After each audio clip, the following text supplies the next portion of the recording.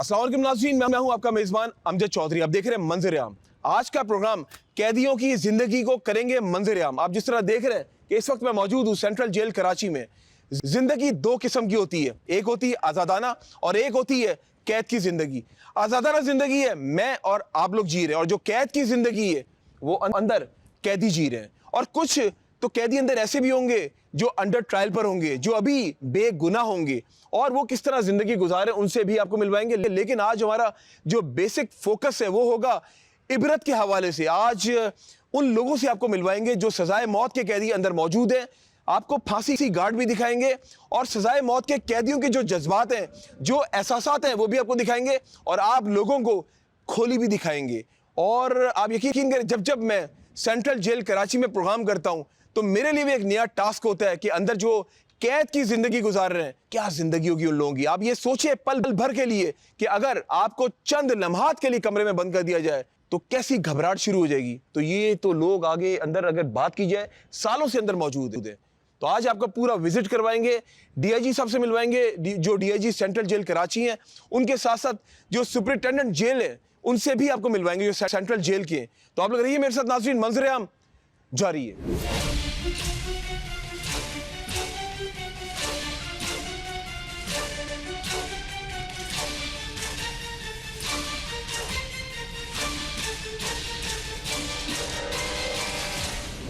नाज़रीन, इस वक्त मैं मौजूद हूँ सेंट्रल जेल कराची में। माजी में मैंने बेशुमार प्रोग्राम्स किए। मैं जिस चैनल में भी जाता हूँ वहाँ से लाजमी मैं सेंट्रल जेल का विज़िट करता हूँ और आप लोगों को दिखाता हूँ यहाँ का निज़ाम कैसा है। और कैदी की जहाँ पे बात की जाती है, कैदी जब बाहर से जब अंदर आता है तो यहाँ की ज़िंदगी बहुत मुख्तलिफ होती है। लेकिन मुझे एक बात बहुत अच्छी लगती है। आपने आईजी साहब का प्रोग्राम देखा, उसमें मैंने स्पेशली हसन साहब का नाम लेकर कहा कि जब भी मैं यहाँ आता हूँ हसन साहब बोलते हैं नहीं ये जेल नहीं है, ये इसलाह घर है। और इसलाह घर जब आ जाता है ना लफ्ज़, तो वाकई ऐसा लगता है कि ये एक इंस्टीट्यूट है, एक स्कूल है जहाँ पे कैदी की ज़िंदगी को बदल कर उसको बाहर भेजा जाता था, ताकि वो जो जराइम की दुनिया से जब वो आता है तो उसको जब यहाँ से बाहर जाए सीख कर तो वापस वो नॉर्मल ज़िंदगी में वापस आ जाए। आइए, यहाँ पे मेरे साथ मौजूद हैं डीआईजी कराची सेंट्रल जेल के हसन सैयद साहब। उनको खुशामदीद कहता हूँ। उनसे होंगी आज एक बार फिर से बहुत सारी बातें। हसन साहब अस्सलाम वालेकुम। हसन भाई, मैं जब अपने नाज़रीन को दिखाता हूँ और मुख्तलिफ प्लेटफॉर्म से यहाँ पर आता हूँ, मुझे बहुत अच्छा लगता है। और अंदर का निज़ाम जिस तरह आप लोगों ने बनाया हुआ, आपने अब्दुल करीम अब्बासी साहब ने और आईजी साहब ने, बाकमाल है। और वाकई अंदर जब मैं देखता हूँ कि अंदर म्यूज़िकल क्लासेस हो रही होती हैं, उसके अलावा अंदर पेंटिंग्स की क्लासेस हो रही होती हैं, कंप्यूटर्स की क्लासेस हो रही हैं, आप आईटी की भी अंदर बच्चों को पढ़ा रहे होते हैं।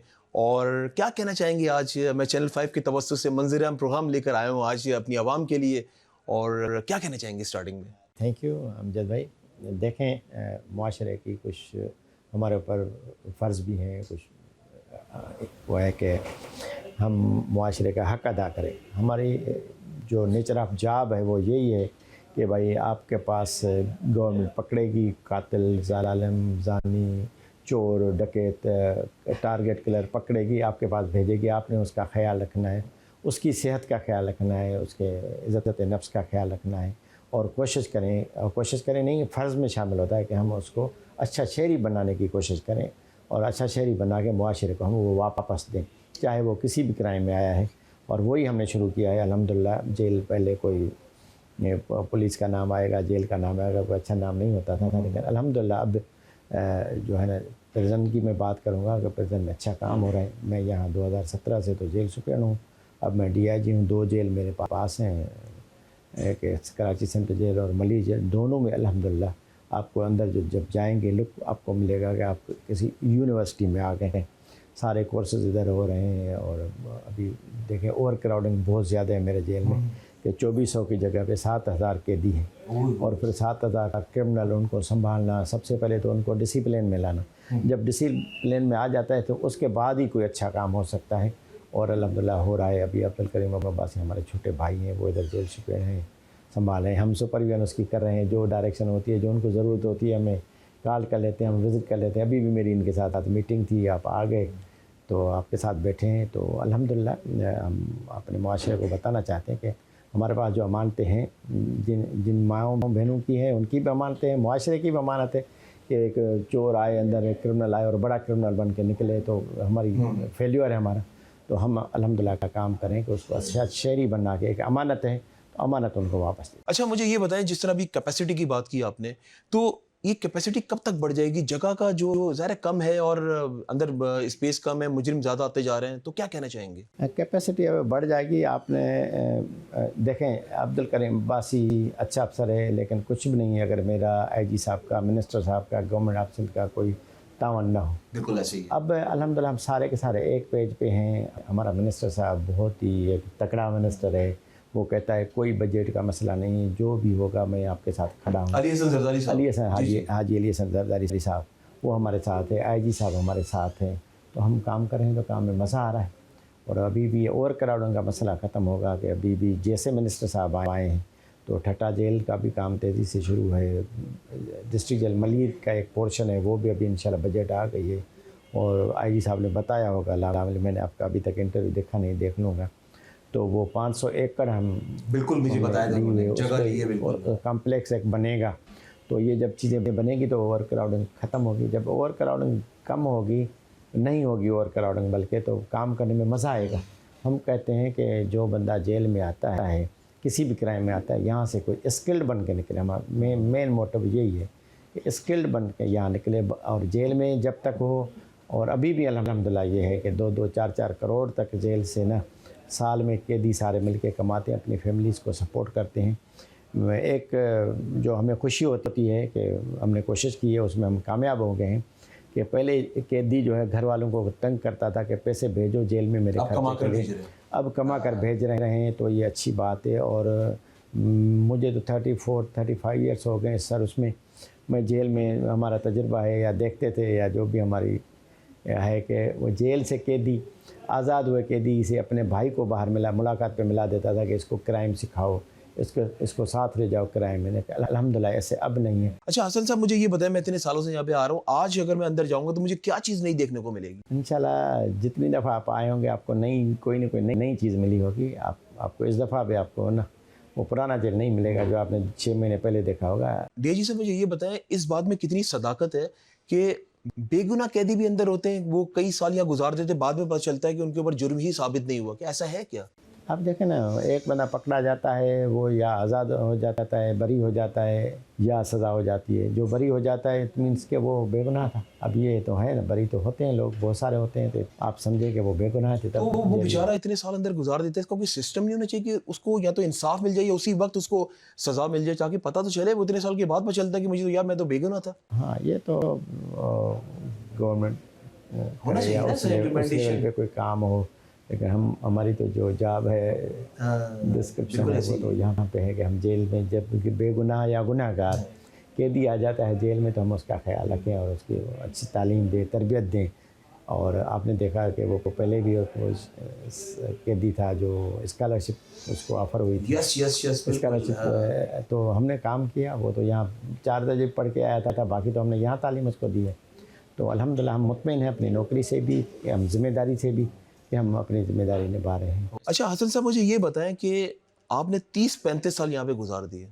एक ऐसा सवाल करने जा रहा हूँ जो हर इंसान, जब ज़रा फांसी की जहाँ पे बात आती है ना नाज़रीन, तो रोंगटे खड़े हो जाते हैं, वहशत तारी हो जाती है। यकीन माने, मैं तो पहले भी फांसी का दिखा चुका, आज एक बार फिर से आप लोगों को दिखाऊंगा। वो जगह ऐसी खौफ की वो जगह है ना, बस मैं कहूँगा कि बस अल्लाह ताला दुश्मन को भी ऐसी जगह से बचाए। हसन साहब मुझे ये बताएं कि आपने कितनी फांसी अंदर देख चुके हैं? भाई इसमें मैं अपनी खुशनसीबी समझता हूँ कि मेरे सामने किसी भी कैदी को आज तक फांसी नहीं आई।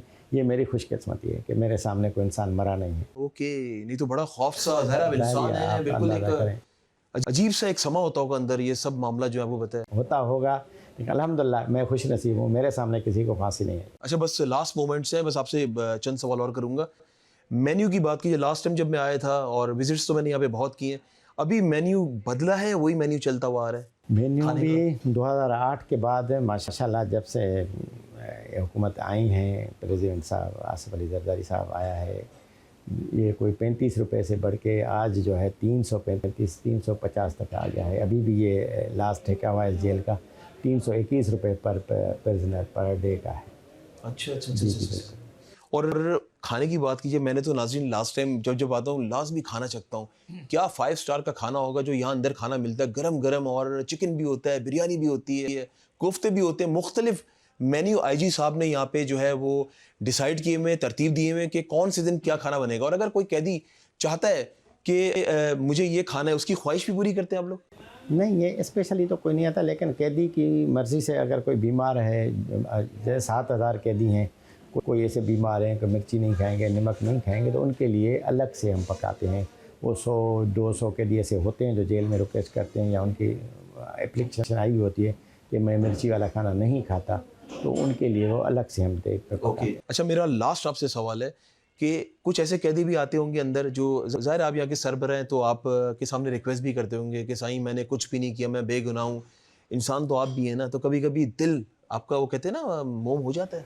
देखें, यहाँ पे तो जुल्म जो देखो, क्राइम करता भी है, लेकिन उसने क्राइम बाहर किया और साल पहले किया, 2 दिन पहले किए, यहाँ तो मजलूम कैदी बन के आया है। तो हर किसी की अपनी अपनी एक 7,000 हैं तो 7,000 स्टोरीज हैं हमारे पास। बिल्कुल आप सही और वो स्टोरीज दुखी होती हैं, वो क्योंकि दर पदर होता है, उसकी माँ, बेटा, भाई, और कई सालों से भी उनसे अंदर दूर है, होता है, लोग कई बिल्कुल सालों से अंदर होता है। तो हमारी तो सारी हमदर्दी इनके साथ होती है। सही बात सच्ची बात ये है, अभी भी मेरी मीटिंग हो रही थी, तो ऐसे ऐसे कैदी जो मतलब बीमारियों में मुब्तला थे और वो ठीक हो गए हमारी कोशिश से अल्हम्दुलिल्लाह, तो ऐसे महसूस होता है जैसे ये कोई हमारे घर का फ़र्द ठीक हुआ है, हमारा कोई भाई, कोई बच्चा ठीक हुआ है, और खुदा न खासा किसी बीमारी में कोई, क्योंकि यहाँ इस कराची जेल में पूरी सिंध से कैदी आते हैं ट्रीटमेंट करवाने के लिए, और वो सखर हैदराबाद से इधर से आते हैं, कोई तो लास्ट स्टेज पे भी आते हैं, और वो किसी की डेथ होती है तो हमें बड़ी तकलीफ़ होती है। और हसन साहब, आप वैसे भी यहाँ के सरबराह हैं, तो ज़ाहिर है एक सरबराह जो होता है ना वो बाप की मानंद होता है। ये सब आपके अंदर बच्चे हैं बेसिकली, अगर देखा जाए तो ज़ाहिर है आप उनको उस तरह ही ट्रीट करते होंगे, आपने भी अल्लाह को जान देनी है। मैं आपको एक बात बता दूं कि मैं उम्रे पे गया था, तो उम्रे पे जो काबतुल्लाह का गिलाफ पकड़ के मैंने दुआ की थी, अपने लिए, भाइयों के बच्चों के लिए की थी, लेकिन एक दुआ स्पेशल ये की थी कि या अल्लाह मेरे जेल में जो भी कैदी हैं उनकी डेथ जेल में ना हो, ओए हाय वो सेहतमंद रहें और किसी की भी फौत की जेल में ना हो। काबतुल्लाह के गिलाफ पकड़ के भी मैंने ये दुआ की। क्या बात है। हसन साहब जाते थे, क्या मैसेज देना चाहेंगे आवाम को, सिंध की आवाम को, पाक सिंध की आवाम को? सिंध के अवाम को ये मैसेज देता हूँ, अपने बच्चों का ख्याल रखें, बच्चों को तालीम के साथ तरबियत भी दें, क्योंकि जेल में हम जितनी भी सहूलत दे दें, जितना भी पढ़ा लिखें, जेल है और जेल में नहीं आना चाहिए, क्योंकि अपने आप को भी नुकसान देते हैं, अपनी फैमिली को भी, दूसरों की फैमिली को भी नुकसान देते हैं। इसमें मुल्क की तरक्की रुक जाती है हमारे छोटे छोटे गुनाहों की वजह से, छोटे छोटे क्राइम की वजह से। तो आप अपने बच्चों का ख्याल रखें, सेहत का और तरबियत का, तालीम का ख्याल रखें। हसन साहब, thank you so much once again, बहुत अच्छा लगा आपसे एक बार फिर से मिलकर, नाइस मीटिंग यू अगेन। जी बिल्कुल, ये थे मेरे साथ डीआईजी सेंट्रल जेल कराची और हसन सिद्धू साहब। और बिल्कुल सही बात है कि अपने बच्चों को तालीम और तरबियत दें, कि बच्चा जो है, और शऊर की कमी है हम लोगों में, बच्चों को सही डायरेक्शन पे लेकर है। माँ बाप को चाहिए कि उनके ऊपर खास तवज्जो दे, जो कि आजकल नहीं दी जा रही है, ताकि बच्चा जराइम की दुनिया से दूर रह सके। आप लोग रहिए मेरे साथ, अभी बहुत कुछ बाकी है। जी नाज़रीन, इस वक्त मेरे साथ मौजूद हैं superintendent central jail Karachi Abdul Karim Abbasi Sahab. आइए इनसे गुफ्तगू का आगाज़ करते हैं और इनसे भी पूछते हैं अंदर जो कैद की ज़िंदगी जो गुजार रहे हैं और किस तरह यहाँ पे डिसिप्लिन मेंटेन रखते हैं, और बहुत सारी बातें होंगी। आइए मैं इनको खुशामदीद करने जा रहा हूँ। करीम साहब, अस्सलाम वालेकुम। वालेकुम सलाम। कैसे आप, ठीक हैं? जी शुक्र अल्हम्दुलिल्लाह। अब्दुल करीम साहब, मुझे ये बताएं कि सेंट्रल जेल कराची एक बहुत भारी जिम्मेदारी होती है। मुझे पहले तो आप ये बताएं कि अंदर कितनी कैपेसिटी और कितने वहाँ पे कैदी मौजूद हैं इस टाइम? बिस्मिल्लाहिर्रहमानिर्रहीम। पहले तो मैं आपका और आपके चैनल का शुक्रिया अदा करना चाहता हूँ। जहाँ तक बात है इनमेट्स की सेंट्रल प्रिजन कराची में, तो यहाँ पे कैपेसिटी है कोई 2400 की, और इनमेट्स हैं 7000 नियर अबाउट 200। अच्छा, मतलब एक्सीड हुआ हुआ है। एक्सीड हुआ, ओवर पॉपुलेशन है जी। अच्छा अब्दुल करीम साहब, मुझे ये बताएं कि अभी मैं देख रहा हूँ ये आपके सामने लगा हुआ है, ये पूरा पीर को क्या खाना होगा, मंगल को क्या खाना होगा, तो इसी तरतीब से खाना बनता है? ऐसा ही है जी।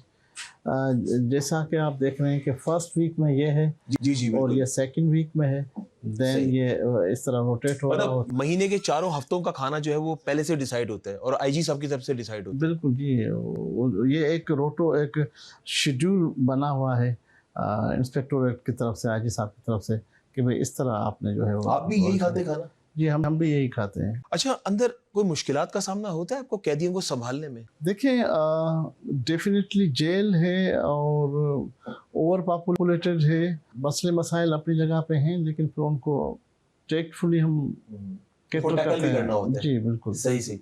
अच्छा, अंदर ज़ाहिर है बड़े से बड़े मुजरिम भी अंदर मौजूद हैं और उनको संभालने में कितनी मुश्किलात का सामना होता है? मुश्किलात जब आती है जब वो डिसिप्लिन नहीं दे देते, जब कोई इस तरह की बात करते हैं, लेकिन उनको एक पैरामीटर्स दिए गए हैं कि भाई आपने इन चीज़ों को क्रॉस नहीं करना। तो जब तक वो उस डिसिप्लिन में रहते हैं तो हमारी तरफ से कोई उनको पनिशमेंट या कोई इस तरह का अच्छा। काम नहीं होता। अच्छा, करीम साहब मुझे ये बताएं कि अंदर बैरिक्स मौजूद हैं और हर बैरिक का क्या अलग इंचार्ज बनाया होता है? जी, यहाँ पे बीट इंचार्ज होते हैं, उनके हिस्से में जो है वो कुछ बीट्स हो, कुछ बैरक्स होती हैं, उनका जो है वो एक अफसर इंचार्ज होता है। ओके, कैदी ही होते हैं वो? नहीं, वो तो प्रिजन ऑफिसर होता है। नहीं, लेकिन कैदी भी कुछ कर रहा होता है अंदर करके, भाई मैं इधर का, वो जो हम फिल्मों में देखते हुए आए होता है ना वो? नहीं, इस तरह का नहीं है।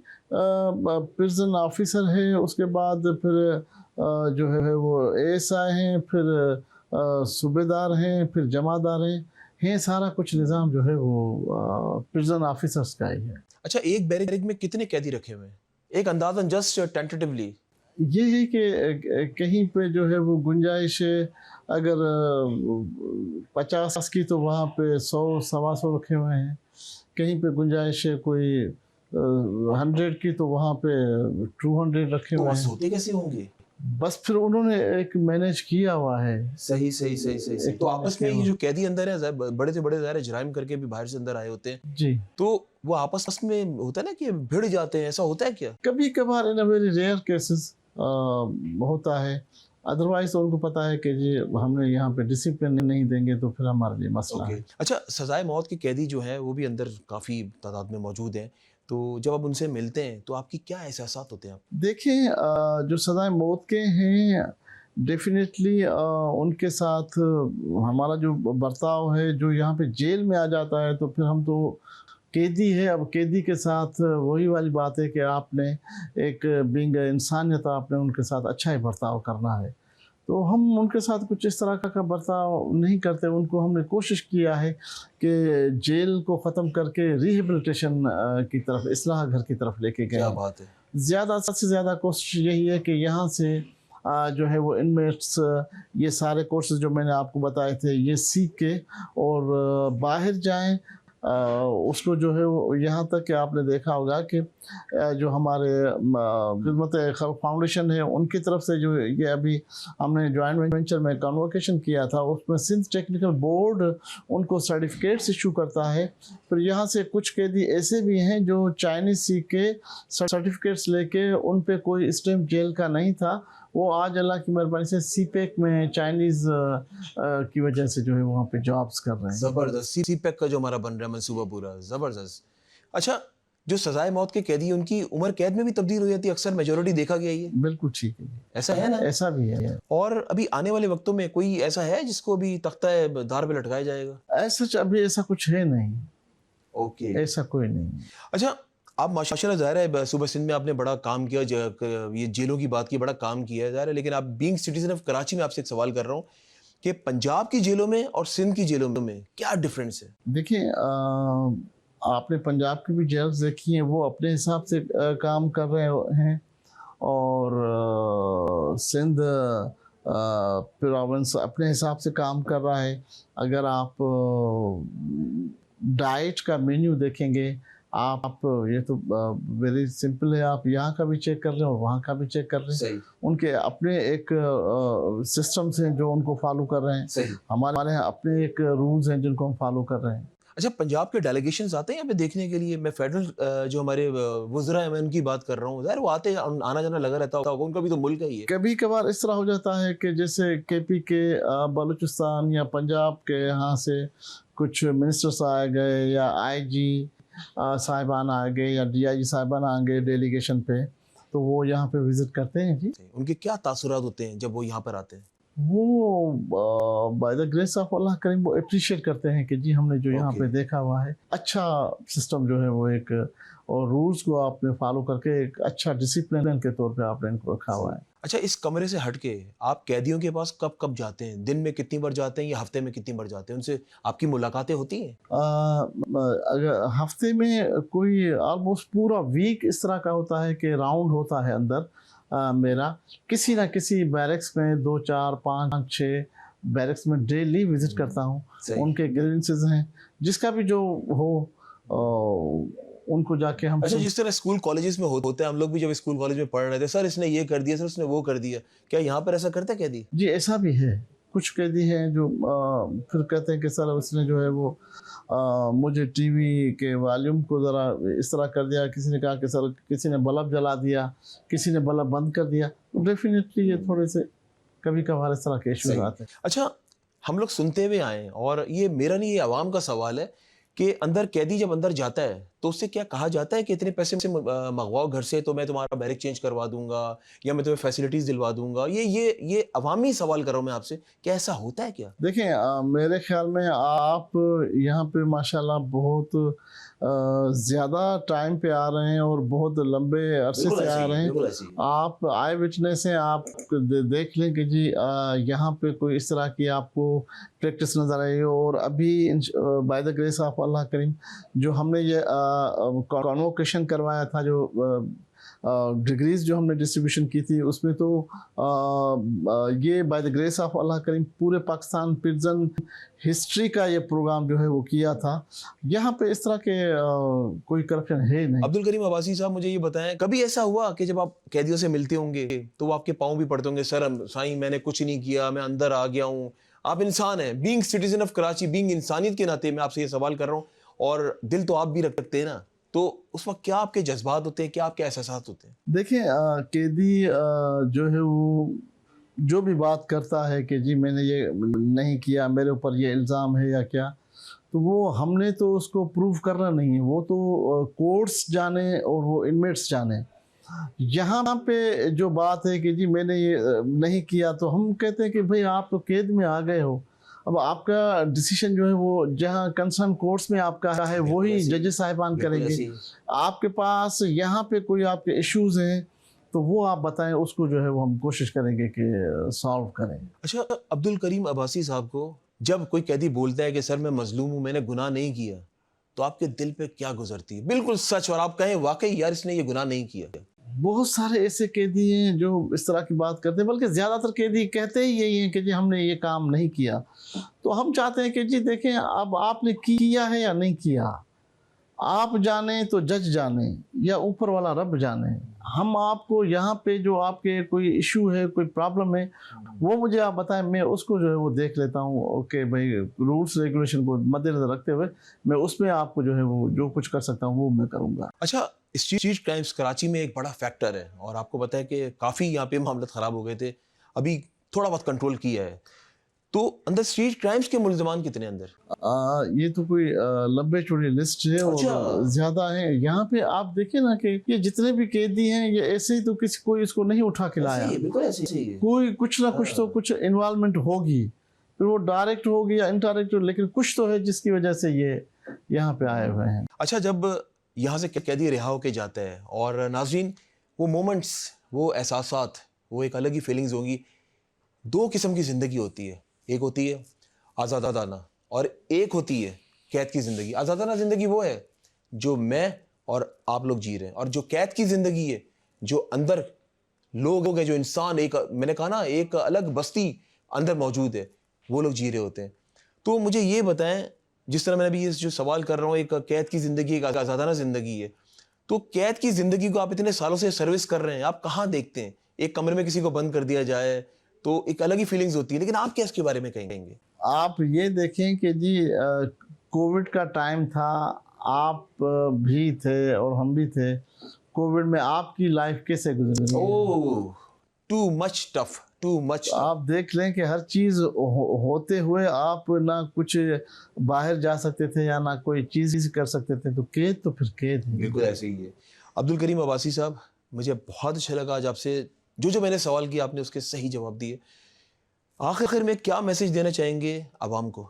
आखिर में बस सिंपल सी बात यह है कि अपने गुस्से पे कंट्रोल रखें। इनमें से ज़्यादातर अंदर वो हैं जिन्होंने अपने गुस्से पे कंट्रोल नहीं किया। जज्बात में आके गलत फैसले हो गए। हाँ, दूसरा फिर मैं वही बात करूँगा कि मैं फैमिलीज़ को, सारी फैमिलीज़ को ये मैसेज देना चाहूँगा कि अपने बच्चों के ऊपर निगाह रखें, उनकी गैदरिंग्स के ऊपर निगाह रखें और उनके सोशल सर्कल के ऊपर आप देखें कि किस गैदरिंग में है। डेफिनेटली उनकी एजुकेशन, उनकी रहन सहन, उनकी गैदरिंग्स, उन पे जब आप विजिलेंस रखेंगे तो बहुत सारी बुराइयों से आपके बच्चे बच सकते हैं। बिल्कुल सही कह रहे हैं अब्दुल करीम अब्बासी साहब, बहुत बहुत शुक्रिया, thank you so much for your time. और जी बिल्कुल नाज़रीन, बड़ा ज़बरदस्त मैसेज दिया करीम अब्बासी साहब ने। अपने गुस्से पे कंट्रोल रखें और बच्चों को तालीम और तरबियत दें, बच्चों को शऊर दें और बच्चों पे गहरी नज़र रखें। मैं जब प्रोग्राम्स करता हूँ, ये बात मैं लाजमी माँ बाप से कहता हूँ, जब स्पेशली मैं मंशियात के प्रोग्राम्स भी करता हूँ, मैं तब भी कहता हूँ दिस इज़ योर रिस्पॉन्सिबिलिटी कि अपने बच्चों को आप लोगों ने किस सिम्त में लेकर जाना है। आजकल अगर देखा जाए ना, माँ बाप बच्चों पे नज़र रखते ही नहीं है। फिर होता वही है, बच्चे जो जुर्म कर रहे होते हैं, फिर एक दिन होता है कि सलाखों के पीछे मौजूद होते हैं। और बस मेरा भी यही आप लोगों के सामने, जो मैंने जिस तरह अब्दुल करीम अब्बासी साहब ने कहा है, गहरी नज़र रखना बहुत ज़रूरी है। भी अंदर मैं जा रहा हूँ, अंदर से आप लोगों को ज्वाइन करूँगा, आपको इस दुनिया की सैर भी कराने जा रहा हूँ मैं वंस अगेन, कि अंदर की दुनिया कैसी दुनिया है। एक कैदी जब अंदर आता है, उसके क्या जज्बात होते हैं, उसके क्या एहसासात होते हैं, क्योंकि जब आज़ादाना होता है तो उसकी सोच मुख्तलिफ होती है, जब कैद की ज़िंदगी में होता है तो उसकी सोच मुख्तलिफ होती है। और यहाँ पर तो साइकोलॉजिस्ट, साइकेट्रिस्ट भी आते हैं और अंदर भी ऑब्वियसली इनको सेशंस की भी ज़रूरत होगी। कैदी जब एक कैद की ज़िंदगी गुजारता है और ऑटोमेटिकली उसका जो ज़हन है ना, आप ये सोचें कि आपको चंद मिनट के लिए, मैं घंटे भी नहीं बोल रहा, आपको एक कमरे में बंद कर दिया जाए तो आपको कैसा लगेगा? तो दिस इज़ कॉल्ड कैद की ज़िंदगी। अभी मैं अंदर से आपको ज्वाइन करता हूँ और आपको दिखाता हूँ आज मंजर आम, और सैर कराऊंगा पूरे सेंट्रल जेल कराची की। मौत के कैदियों से भी आपको मिलवाऊंगा। आप लोग रहिए मेरे साथ, मंजर आम जारी है।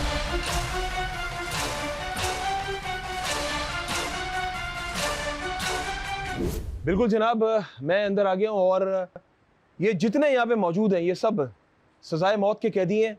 और वन बाय वन मैं इनसे बात करता हूँ और इनसे पूछता हूँ।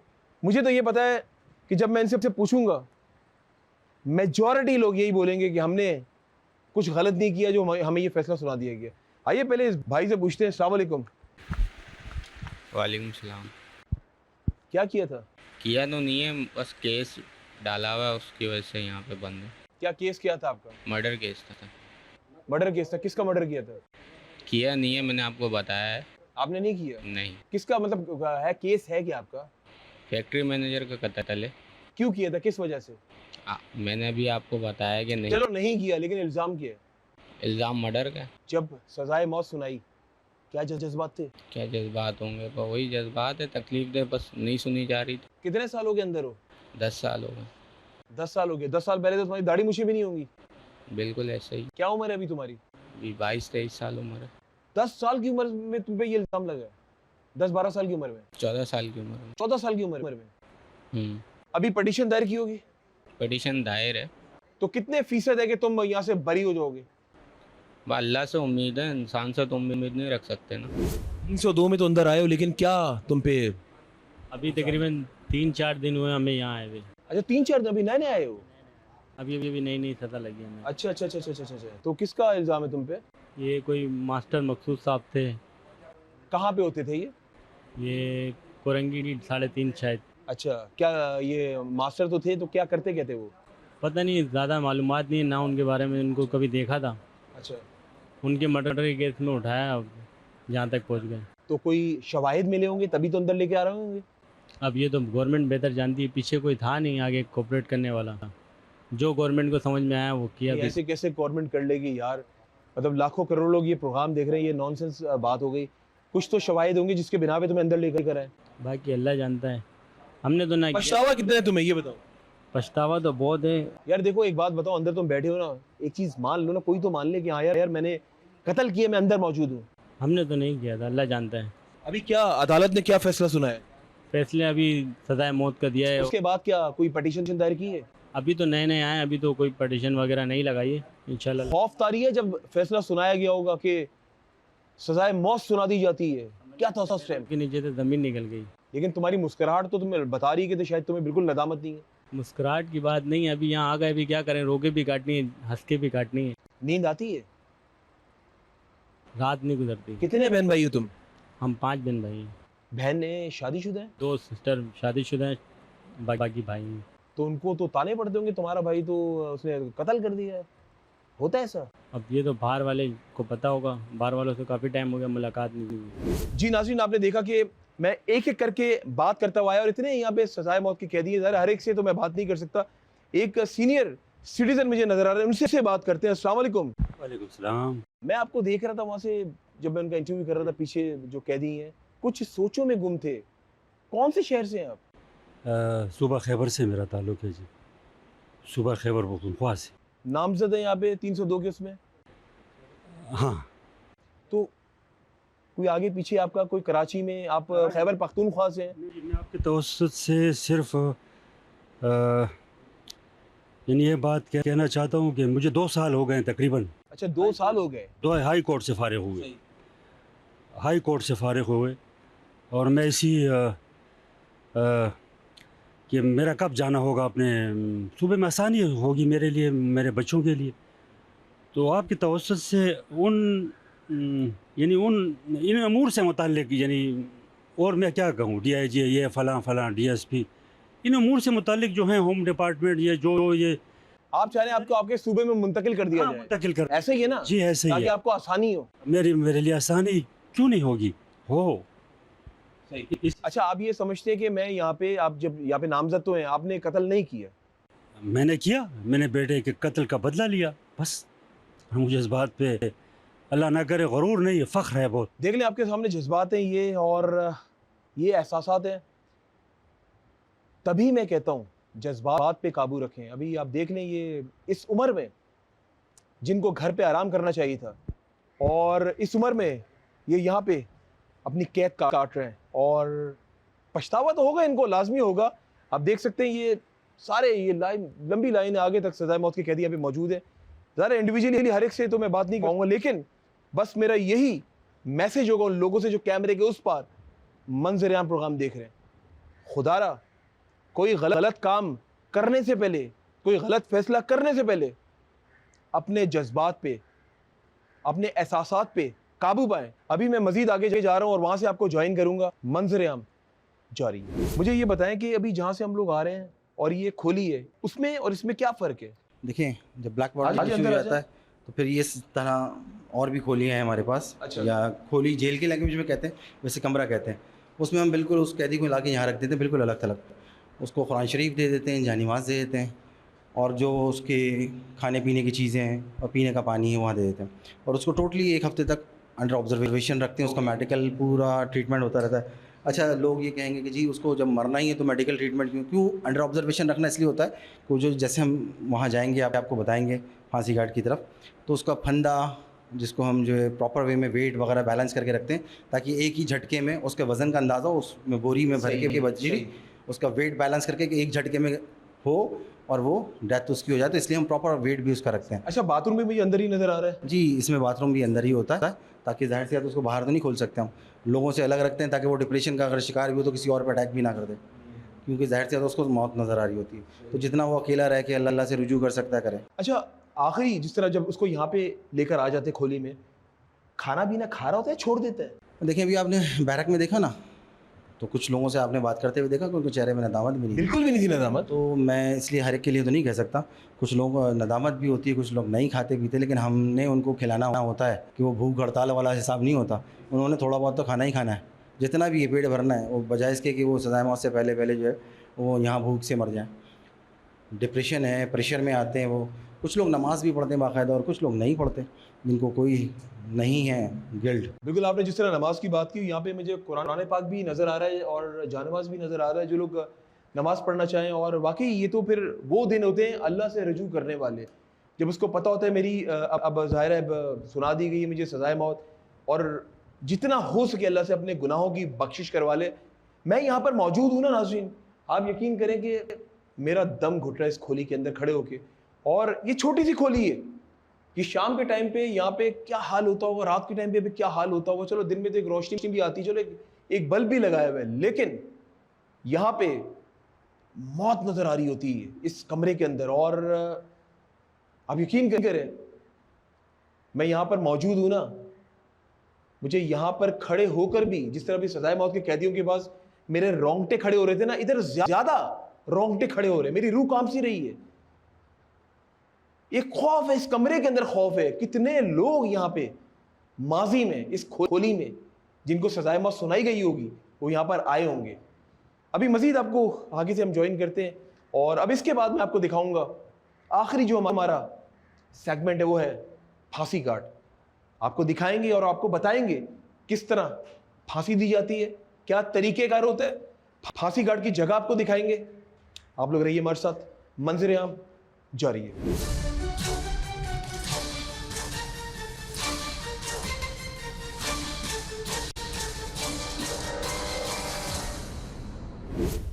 मैं उस जगह पर मौजूद हूं जहां पर कमजोर दिल इंसान नहीं आ सकता। मैं यहां मौजूद हूं, मेरे बिल्कुल सामने फांसी घाट है। यहां पर आकर मुझे खौफ तारी हो रहा है, वहशत सी तारी हो रही है। यहां पर अगर मेरा कैमरामैन दिखा सके कितने जालिम जाबिर लोगों को फांसी दी गई होगी और आखिरी सांसें उन लोगों ने यहां पर ली होंगी। आप यकीन करें कि मैं कहता हूं अल्लाह ताला यहां पे किसी दुश्मन को भी मत लेकर आए। ऐसी फीलिंग्स, वो एहसासात है मेरे यहां पे आके, वो जज्बात हैं, मेरे पास अल्फाज नहीं है। आइए अभी मैं आपको लेकर जा रहा हूं जब सजाए मौत के कैदी को सजा सुना दी जाती है, यानी कि 302 कत्ल करके जब वो अंदर आता है तो उसको पता होता है कि जो मेरी जिंदगी है अब वो मेरी जिंदगी नहीं है। आइए मैं आपको दिखाता हूं किस तरह यहां पे कदम कदम चलता होगा वो सजाए मौत का कैदी और किस तरह जा रहा होता होगा और कितने घरों को उजाड़ कर, कितने रिश्तों को बर्बाद करके लोगों के वो यहां पर आया होगा। और मकाफात अमल है, जैसा करोगे वैसा ही इस दुनिया में पाके जाओगे। मैं उस जगह से गुजर रहा हूं जहां पे पता नहीं कितने लोगों को माजी में फांसी दी जा चुकी है। अभी मैं जिस तरह सीढ़ियां चढ़ रहा हूंगा इसी तरह सजाए मौत का कैदी सीढ़ियां चढ़ रहा होता है। 1 2 3 4 5 6 7 8 8वें स्टेप पे सजाए मौत का कैदी ऊपर जाता है, तख्ता दार पे लटकाया जाता है। यूसुफ साहब आप भी आ जाए मेरे साथ। और नाजरीन आप यकीन करें मेरी फीलिंग्स अभी वो है, मैं आपसे बात कर रहा हूं, मुझे खौफ तारी हो रहा है आप लोगों को बताते हुए। एक अजीब सा यहां पे मंजर है, जब मौत का कैदी, सजाए मौत का कैदी जब यहां पर आता होगा तो आप ये सोचे कि उस टाइम सिर्फ उसको अपनी मौत याद आ रही होती होगी, उसको कोई याद नहीं आ रहा होगा, कोई रिश्ते भी इतने खास याद नहीं आ रहे होते हैं। उसको ये याद आ रहा होता होगा कि जब मैं ऊपर जाऊंगा, जब तख्ता दार पे लटकाया जाएगा तो उस टाइम क्या होगा मेरे साथ, वो जज्बात उसके क्या होंगे। और आप देख सकते हैं कि ऊपर मुझे नजर आ रहा है कि एट अ टाइम यहां पर 3 लोगों को फांसी दी जा सकती है और 2017 में आखिरी फांसी दी गई है यहां पर। यूसुफ साहब यहां पर कितने लोगों को यहां पे पहले तो ये बताए फांसी दी जा चुकी है? देखिए, अंग्रेज़ों के ज़माने में जब पाकिस्तान हैंड ओवर हो गया हमारे हुकूमत के, तो आज तक जो मेरी नॉलेज में है 68 लोगों को सजाए मौत दी जा चुकी है इस फांसी घाट पे, इसी फांसी घाट के ऊपर।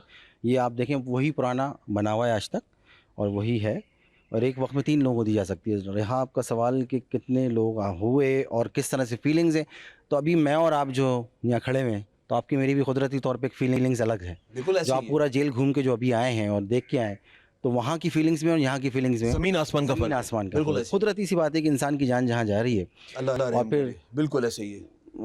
बोलना नहीं चाहिए, वो लोग इस दुनिया में नहीं है, लेकिन जो भी वो कुछ करके आए वो अल्लाह जाने और वो जाने। लेकिन यहाँ सज़ा जो उनको मिली कानून की तहत, तो जाहिर सी बात है फीलिंग्स तो यहाँ चेंज होती है ना, हमारी आपकी भी फीलिंग्स बिल्कुल डिफरेंट चेंज है। आपके कैमरामैन समेत तमाम लोग यहाँ फीलिंग्स चेंज है।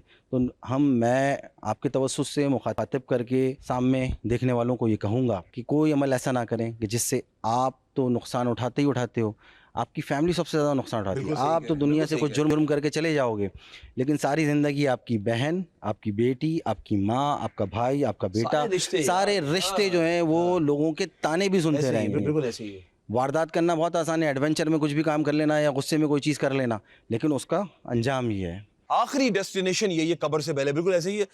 अच्छा मुझे ये बताएं, थोड़े से मैं ऐसे सवाल आपसे करूंगा ताकि लोगों को पता चले। जब 1-2 दिन रह जाते हैं तो रस्सी को कहते हैं कि वो मक्खन भी लगाया जाता है, तो ये क्या बात सही है? और गर्दन का साइज भी लिया जाता है। नाज़रीन, मैं जब ये बात कर रहा हूं ना, आप यकीन करें कि मुझे खुद अजीब सी मेरी कैफियत, आप ये वही महसूस कर सकता है जो यहाँ पर इंसान आता है। और हम तो अपने सहाफ़ती फ़राइज़ सर अंजाम दे रहे हैं। सिर्फ यहाँ पर आने का मकसद ये है कि उन लोगों को बता सकें जो जराइम की दुनिया में कदम रख रहे हो, मत रखें, क्योंकि जुर्म इंसान जब भी करता है आखिर में एक ना एक दिन, बेशक वो छोटा जुर्म हो, बेशक वो बड़ा जुर्म हो, एक ना एक दिन कानून की गिरफ्त में जरूर आता है वो।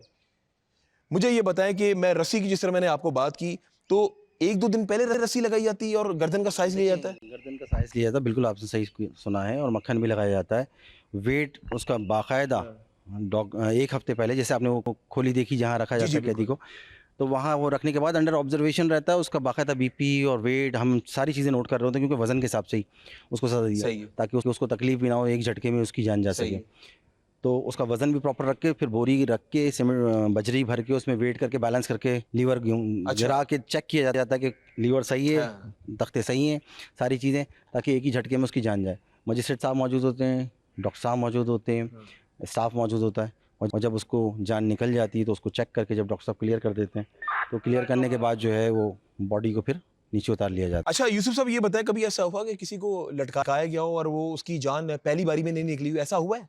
नहीं, ऐसा नहीं होता पहली बारी में, क्योंकि हम तमाम चीज़ों को प्रॉपर वे में करके ओके। रखते हैं, ताकि तकलीफ़ ना हो इंसानी जान को, जिस तरह से प्रॉपर रखा सही। जाता है। अभी आप देख रहे हैं, मैं भी खड़ा हूँ आपके साथ, तो मेरा भी जो है और कैफियत, आपके भी बिल्कुल कैफियत ऐसे है ही वो है। इसी तरह, हमें पता है ना कि क्या हो रहा होता है और क्या कैफियत है इस तरह से। बिल्कुल सही कह रहे तो हैं। मैं इसीलिए बार बार आपके तवज्जुह से ही लोगों को मुखातिब करके कह रहा हूँ, चाहे वो यूथ हो या कोई भी हो, जो उम्र रसीदा लोग हों, हाँ। तमाम लोगों को मैं ये समझाने की कोशिश कर रहा हूँ कि ये वो मुकाम है कि जहाँ ना आए, ऐसा कोई काम ना करें जो आपकी पूरी फैमिली के लिए बिल्कुल ऐसे डिस्टर्बेंस ही का है। बायस बने। अच्छा जब सजाए मौत किसी कैदी को ऐसी भी तो दी जाती है कि एक से ज्यादा बार उसको लटकाया जाता है, वो क्या है, वो भी बताइए जरा। देखिए, एक से ज़्यादा बार लटकाने की वो तो अदालत ऑर्डर तक की हद तक है। ऐसा मुमकिन कैसे है कि एक झटके में जब एक आदमी मर गया उसको दोबारा तो नहीं लटका सकते। हाँ। यानी लटका रहे, जैसे ऑर्डर में लिखा जाता है मरने तक, तो मरने तक ही लटकाया जाता है। हाँ। लेकिन वो अदालती मामला तो उसमें मैं नहीं कह सकता कि वो क्यों इस तरह से कहते हैं।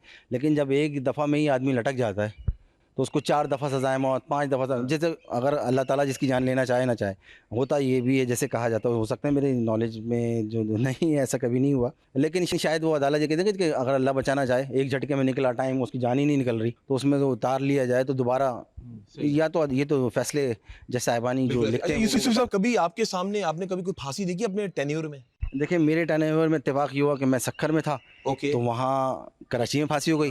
मैं कराची आया तो सक्खर में फांसी हो गई। मैंने अपनी आंखों से अब तक नहीं देखी फांसी होते हुए, लेकिन सजाए मौत की बैरक में आपने देखा है, वहाँ मैं उस वार्ड का इंचार्ज भी रहा हूँ, तो मुझे अंदाज़ा है कि वहाँ आए दिन रोज़ जीना और रोज़ मरने वाला हिसाब किताब रहता है उनका। अच्छा, जो जल्लाद होता है उसकी क्या कैफियत होती होगी, क्योंकि आप तो ज़ाहिर है जल्लाद से भी यहाँ पे मिलते होंगे, मुलाकात तो आपकी होती होगी, उसके क्या एहसासात होते हैं जब वो इतनी फांसियाँ दे चुका होता है या उसको आदत पड़ जाती है? देखिए, जल्लाद जो है वो एक स्टाफ ही है, यानी जैसे इंसान कहा- है एक, बिल्कुल इंसान है, हाँ। जाहिर सी बात है।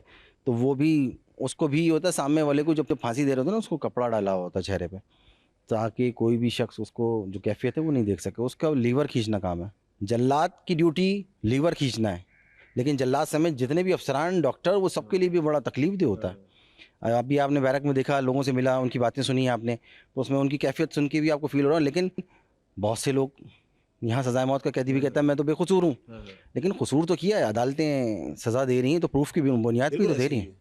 तो यहाँ सजाए मौत का कैदी भी और कोई और कैदी भी जो है, वो सब यहाँ पे कहते हैं कि हम बेकसूर हैं। अच्छा, यहाँ पे अगर पैनल की बात की जाए, डॉक्टर्स का पैनल होता है, जिस तरह आपने मजिस्ट्रेट का कहा, ये सब लोग यहाँ पे मौजूद होते हैं, तो जब उसको नीचे उतारा जाता है तो डॉक्टर्स चेक करते होंगे कि इसकी जान निकल गई? चेक करने के बाद ही उतारा जाता है, डॉक्टर साहब चेक ओके। करते हैं, ओके होता है तो फिर उसको उतार के स्टेशन पर डाला जाता है और फिर उसकी तमाम डॉक्यूमेंटेशन करके उसकी फैमिली के हैंड ओवर किया जाता है। बिल्कुल नाज़रीन, मैं उस जगह पे मौजूद हूँ और सिर्फ ये जो लिवर है पीछे, ये इसको खींचा जाता है और यहाँ पे उसको लटका दिया जाता है। मेरे पास तो बस मैं यही कहूँगा, अल्फाज यही है कि जितना बड़े से बड़ा फिरौन सिफ्त इंसान क्यों ना हो, अगर वो जुर्म करके अंदर आता है ना, और वो 302 में अंदर आता है, और जब उसको अदालत ने फैसला सुना दिया जाता है, उसकी जो आखिरी आरामगाह है ना, वो है फांसी घाट, और उसको यहीं पे लटकाया जाता है। ये जो 3 लिवर्स आप देख रहे हैं यहां पे, पता नहीं कितने लोगों को यहां पे लटकाया होगा। मैं हमेशा अपने प्रोग्राम्स में एक बात आप लोगों को जरूर कहता हूं कि जो लोग जुर्म करने का सोचते हैं, जो लोग जुर्म कर रहे होते हैं ना, मैंने पहले भी ये बात की कि एक ना एक दिन वो जरूर पकड़ा जाता है।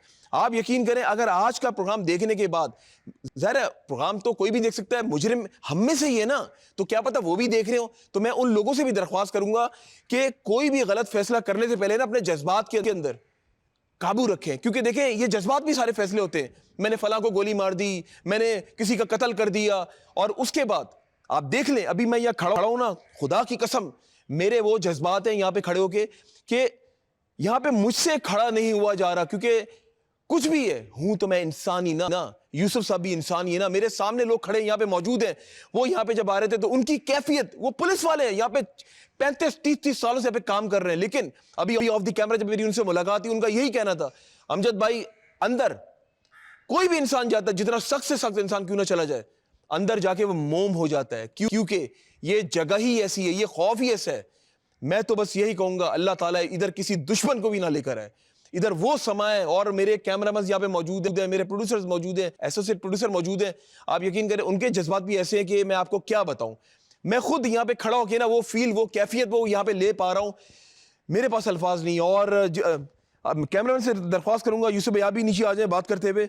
बिल्कुल नाज़रीन, और मैं तो बस यही कहूंगा कि यहाँ पे जिस तरीके से वो मुजरिम जब चढ़ रहा होता होगा सजाए मौत का कैदी, उसके क्या, मेरे तो बस अल्फाज नहीं। और हम तो चले ठीक है अभी प्रोग्राम करके चले आएंगे, लेकिन उस टाइम दिल धक धक धक धक धक कर रहा होगा उस सजाए मौत के कैदी का, जब उसको पता होगा कि सामने डॉक्टर्स का पैनल मौजूद है, मजिस्ट्रेट मौजूद है, मेरे घर वाले भी इंतजार कर रहे हैं।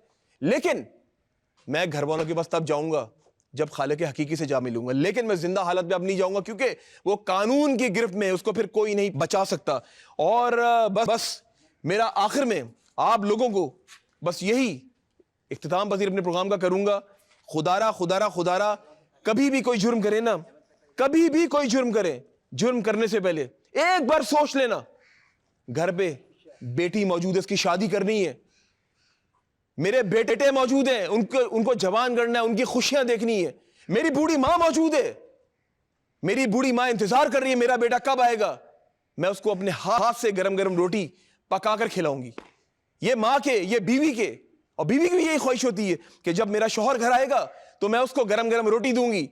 लेकिन आप ये सोचे, जो यहां पे लटक चुके हैं, माजी की मैं बात कर रहा हूं, आप ये सोचे आज भी उनके घर वाले इंतजार कर रहे होंगे, तो प्लीज अपना मत सोचो। बेशक घर में जो बेटी मौजूद है जिसका रिश्ता करना है, घर में जो बेटा मौजूद है, घर में दीगर रिश्ते मौजूद है, चचा मामा ताया, आपका बाप मौजूद है जो आपको पाल पोस के बड़ा करता है, जिसकी ख्वाहिश होती है मैं इसके सर पे सेहरा सजाऊंगा, उसकी ख्वाहिश होती है अपने बेटे का सजा लिया, अपने पोतों का सेहरा सजाऊंगा, इनकी खुशियां देखूंगा। मगर आज जब वो बूढ़ा बाप देखता है कि मेरा बेटा तो तख्तेदार में लटक गया, आज मुझे खुद अपने पोतों के सर पे सेहरा रखना पड़ रहा है, तो आप ये सोचें उस बुजुर्ग दादे के, उसकी क्या कैफियत होती होगी, उसके क्या जज्बात होते होंगे, उस बूढ़ी माँ का सोचें आप यार।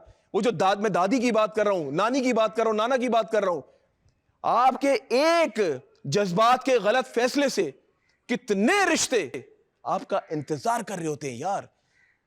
आज भी मैं अपनी बात कर रहा हूं, जितने लोग यहां पे मौजूद है, बेशक ये यूसुफ साहब मौजूद है, आज भी इनके घर वाले डेली इंतजार कर रहे थे कब यूसुफ आएंगे, हम खाना लगाएंगे, खाना साथ खाएंगे। मगर जो यहां तख्तेदार में लटक चुके हैं, आज भी वो लोग मुंतजिर हैं अपने बाप के, अपने भाई के, अपने दीगर, किसी का मामू भी होगा, किसी का चचा भी होगा। बस यही मेरी पंच लाइन होगी कि जुर्म करने से पहले यार 10 बार सोच लो उन रिश्तों का। इसी के साथ अपने मेजबान अमजद चौधरी और मेरी टीम को इजाजत दें, और जब भी दुआ के लिए याद उठाएं, मुझे, मंजर आम की पूरी टीम को और अपने प्यारे वतन पाकिस्तान को अपनी दुआ में जरूर याद रखिएगा। अल्लाह हाफिज नासिर। पाकिस्तान